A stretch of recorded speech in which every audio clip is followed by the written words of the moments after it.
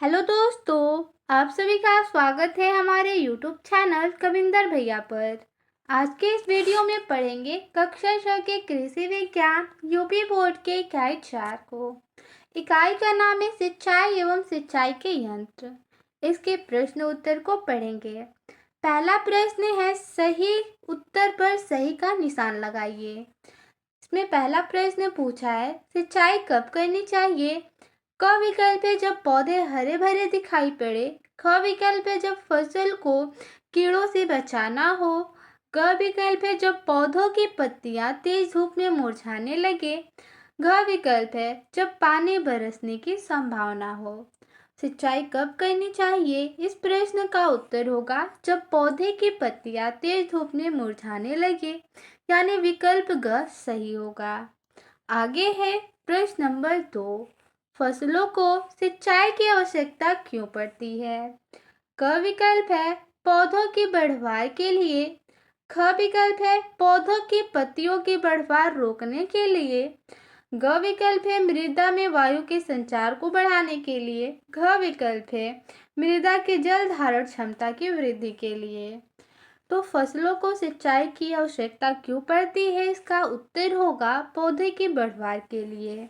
क विकल्प सही होगा। आगे है प्रश्न नंबर 3। किसी फसल में सिंचाई की आवश्यकता को कम करने में निम्नलिखित में से कौन सा कारक महत्वपूर्ण है? क विकल्प है मृदा में उपलब्ध जैव पदार्थ की प्रचुर मात्रा। ख विकल्प है बलुई मृदा। ग विकल्प है फसल में खरपतवार की अधिकता। और घ विकल्प है रासायनिक उर्वरकों का अधिक प्रयोग। तो किसी फसल में सिंचाई की आवश्यकता कम करने के लिए महत्वपूर्ण कारक होगा मृदा में उपलब्ध जैव पदार्थ की प्रचुर मात्रा। क विकल्प को सही करेंगे। आगे है प्रश्न नंबर 2। निम्नलिखित में सही कथन के सामने सही तथा गलत के सामने गलत का चिन्ह लगाइए, निशान लगाइए। देखिए इसमें क नंबर प्रश्न पूछा है पौधों की जड़ें जलीय घोल के रूप में अपना भोजन लेती है। यह कथन सही है। आगे है ख नंबर पौधों का भोजन पत्तियों द्वारा अंधेरे में बनाया जाता है। ये कथन गलत है।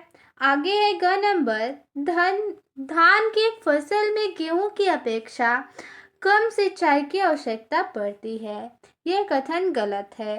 घ नंबर है जैव पदार्थ मृदा की जल धारण क्षमता को प्रभावित करता है। यह कथन सही है। आगे है ग नंबर पाताल तोड़ कुएं से जल उठाने में बिजली द्वारा संचालित पंप की आवश्यकता पड़ती है। ये कथन गलत है। आगे है प्रश्न नंबर 3। निम्नलिखित में स्तंभ क का स्तंभ ख से सुमेल कीजिए। एक तरफ दिया है स्तंभ क और स्तंभ ख दिया है दूसरी तरफ। यहाँ पे सही मिलान करना है। ठीक है, स्तंभ क में दिया है दोन, इसका मिलान करेंगे कम गहरा कुआं। रहट, इसका मिलान करेंगे कुआं से। ढेकली का मिलान करेंगे तालाब। नलकूप यानी इसका मिलान कर देंगे भूगर्भ जल। पत्तियों का मिलान कर देंगे वाष्पोत्सर्जन। ठीक है, वाष्पोत्सर्जन से कर देंगे। आगे है प्रश्न नंबर 4। निम्नलिखित के कारण बताइए। इसमें क नंबर प्रश्न है बलुई दोमट मृदा में पानी शीघ्रता से रिश्ता है। इसका क्या कारण है? तो लिखेंगे बलुई दोमट में जल धारण क्षमता नहीं के बराबर या कम होने के कारण पानी शीघ्रता से रिश्ता है। ख नंबर है गर्मी में मृदा जल का वाष्पीकरण अधिक होता है। क्यों? इसका कारण बताना है। तो लिखेंगे क्योंकि गर्मी में पानी भाप बनकर उड़ता है। आगे है ग नंबर ऊसर भूमि को सिंचाई द्वारा फसल उगाने योग्य बनाया जा सकता है। इसका कारण बताना है। तो इसका उत्तर लिखेंगे ऊसर में पानी खड़ा करने यानी सिंचाई करने से उसके ऊपरी परत का खारापन नीचे चला जाता है और धान वर्षी बोते रहने से जैविक खाद के प्रयोग से वह धीरे धीरे उपजाऊ होने लगती है। आगे है प्रश्न नंबर 5। फसलों में सिंचाई की जरूरत क्यों पड़ती है? वर्णन कीजिए। इसका उत्तर होगा उपयुक्त समय पर वर्षा न होने से पौधे के उपयुक्त विकास और वृद्धि के लिए कृत्रिम रूप से जल देने की प्रक्रिया की जरूरत होती है, जिसे सिंचाई कहते हैं। प्रश्न नंबर 6 है, फसलों के लिए जल की आवश्यकता को प्रभावित करने वाले कौन कौन से कारक हैं, वर्णन कीजिए। इसका उत्तर लिखेंगे, जल की आवश्यकता को प्रभावित करने वाले कारक निम्नलिखित है। पहला लिखेंगे, गर्मी में मृदा जल का वाष्पीकरण अधिक होने से फसलों को अधिक जल चाहिए। दूसरा कारक होगा, बलुई व बलुई दोमट में जल रिसता है, इसलिए फसलों को अधिक जल चाहिए। तीसरा कारक होगा, धान गन्ना जैसी फसलों को अधिक जल की जरूरत होती है। चौथा लिखेंगे, वर्षा की मात्रा व वितरण सिंचाई को प्रभावित करते हैं। पांचवा होगा, अधिक जैविक खाद से जल धारण क्षमता बढ़ने से सिंचाई की जरूरत घटती है। छठवा होगा, रासायनिक उर्वरकों के अधिक प्रयोग से सिंचाई की अधिक जरूरत होती है। प्रश्न नंबर 7 है, बेड़ी और रहर द्वारा सिंचाई करने की विधि का सचित्र वर्णन कीजिए। ठीक है, इसका उत्तर लिखेंगे, सबसे पहले बेड़ी। इसके इस हेडिंग के अंतर्गत लिखेंगे, यह 1 मीटर की गहराई से पानी उठाने का साधन है। इसमें बांस की दोहरी तथा घनी बुनाई वाली टोकरी का प्रयोग किया जाता है। टोकरी का व्यास 75 सेंटीमीटर होता है। टोकरी का मध्य 10 सेंटीमीटर गहरा तथा किनारे पर छिछली हो जाती है। टोकरी के किनारे पर 2 मीटर लंबी 4 रस्सियां बांधी जाती है। पानी उठाने के लिए इसमें 2 व्यक्तियों की जरूरत होती है। इसका चित्र भी बनाना है तो देखिए, इस प्रकार से चित्र बना सकते हैं। यह हमारी टोकरी है और 2 मीटर लंबी 4 रस्सियां लगी होती है इसमें, और 2 व्यक्तियों को पानी उठाने की जरूरत होती है। ठीक है, इस प्रकार से चित्र बना सकते हैं। आगे है रहट।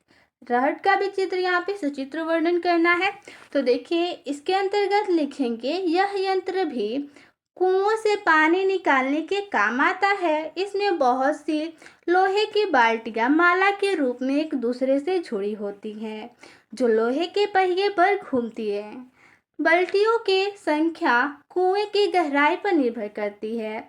रहट चलाने के लिए ऊंट या 2 बैलों की जरूरत होती है। अब इसका चित्र बना सकते हैं इस प्रकार से। ठीक है, ये यहाँ पे कुआं है और बाल्टियां माला के रूप में लगी होती हैं और इसको चलाने के लिए 2 बैल या ऊंट की आवश्यकता होती है। ठीक है, इस प्रकार से चित्र बना देंगे। आगे है प्रश्न नंबर 8, सिंचाई के दोन और पेच, जिसे इजिप्शियन स्क्रू कहते हैं। ठीक है, दोन या पेच साधनों का तुलनात्मक वर्णन कीजिए। इसका उत्तर लिखेंगे, सबसे पहले दोन हेडिंग होगा। इसके अंतर्गत लिखेंगे, 1 मीटर से कम गहराई से पानी निकालते हैं। दोन 3 मीटर लंबे टीन से निर्मित नाव जैसी होती है। एक सिरा चौड़ा तथा मुंह बंद होता है, जबकि दूसरा सिरा सकरा और मुंह खुला होता है। इससे पानी उठाने का काम एक आदमी करता है। पानी स्रोत के समीप 2 बल्लियों के बीच लगी धुरी के सहारे 4 मीटर लंबी बल्ली के एक किनारे पर दोन को बांधा जाता है। दूसरे किनारे पर पत्थर या बोरे में मिट्टी बांधी जाती है। आगे लिखेंगे हेडिंग, पेच या इजिप्शियन स्क्रू। इसके अंतर्गत लिखेंगे, यह लकड़ी के ढोल के समान होता है। लंबाई लगभग 1.5 मीटर तथा व्यास लगभग 40 सेंटीमीटर होता है। यह यंत्र 40 से 50 डिग्री का कोण बनाते हुए लगाया जाता है। एक सिरा पानी के लकड़ी के कुंडे पर रखा जाता है। यंत्र को घुमाने पर पानी पेच के सहारे ऊपरी सिरे से बाहर आता है। इसे चलाने के लिए 2 व्यक्तियों की आवश्यकता होती है। आगे है प्रश्न नंबर 9, सिंचाई के साधनों का वर्णन कीजिए। इसका उत्तर होगा, किसान जल स्रोतों से अपने खेतों तक जल पहुंचाने हेतु अनेक साधनों का प्रयोग करता है, जैसे बेड़ी, ढेकली, दोन, चरसा, रहट, चैन पंप आदि। इसकी विस्तृत जानकारी निम्नवत है। ठीक है, सिंचाई के साधनों का वर्णन करना है तो सबसे पहले सिंचाई का साधन लिखेंगे बेड़ी। बेड़ी जिसे तौरा या डोगला कहते हैं। ठीक है, इसके अंतर्गत लिखेंगे यह 1 मीटर की गहराई से पानी उठाने के लिए प्रचलित साधन है। इसमें बांस के दोहरी तथा घनी बुनाई द्वारा तैयार टोकरी प्रयोग में लाई जाती है। दूसरा साधन है ढेकली। इसके अंतर्गत लिखेंगे इसे 3 से 4 मीटर गहराई से पानी उठाने के लिए प्रयोग में लाया जाता है। ढेकले को चलाने के लिए एक व्यक्ति की आवश्यकता होती है। इसमें लकड़ी की थूनी पर थोड़ी के सहारे 5 से 6 मीटर लंबी बल्ली इस तरह लगाते हैं कि पानी के स्रोत की तरफ बल्ली का 2/3 से कुछ ज़्यादा भाग रहे। बल्ली के दूसरे किनारे पर लोहे या पत्थर का 20 से 25 किलोग्राम का वजन बांध दिया जाता है। तीसरा साधन है दोन। इसके अंतर्गत लिखेंगे इसे लगभग 60 से 90 सेंटीमीटर की गहराई से पानी निकाला जाता है। यह लगभग 3 मीटर लंबा टीन द्वारा निर्मित नाव के आकार का होता है। इसका एक सिरा थोड़ा चौड़ा तथा मुंह बंद होता है, दूसरा सिरा सकरा तथा मुंह खुला होता है। चौथा साधन है चरसा। इसके अंतर्गत लिखेंगे आपने अपने गांव या आसपास देखा होगा कि कुएं से सिंचाई के लिए चरसा का प्रयोग होता है।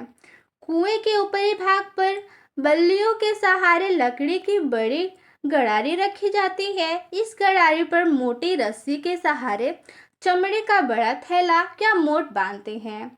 यह कुएं से पानी भरकर ऊपर लाता है। एक जोड़ी बैल ऊंचाई से नीचे की ओर ढालू जमीन पर पानी भरा थैला खींचते हैं। जो ही पानी भरा थैला कुएं पर आता है, एक व्यक्ति जो वहां खड़ा रहता है इसे अपनी ओर खींचकर पानी गिराने के बाद चरसे को वापस कुएं में डाल देता है। पांचवा साधन लिखेंगे चैन पंप। इसके अंतर्गत लिखेंगे इसके द्वारा 1.5 से 3 मीटर की गहराई से पानी उठाया जाता है। इस यंत्र में लोहे की एक जंजीर में छोटे छोटे गट्टों की माला लोहे के बड़े पहिए पर चढ़ी रहती है। गट्टेदार माला को घुमाने पर लोहे के पाइप के सहारे पानी ऊपर आता है। छठवां साधन लिखेंगे यंत्र चालित पंप। इसके अंतर्गत लिखेंगे अधिक गहराई से भूमिगत जल को उठाने के लिए इस प्रकार के पंपों का प्रयोग किया जाता है, जिसमें बिजली की मोटर या डीजल इंजन द्वारा चलाते हैं।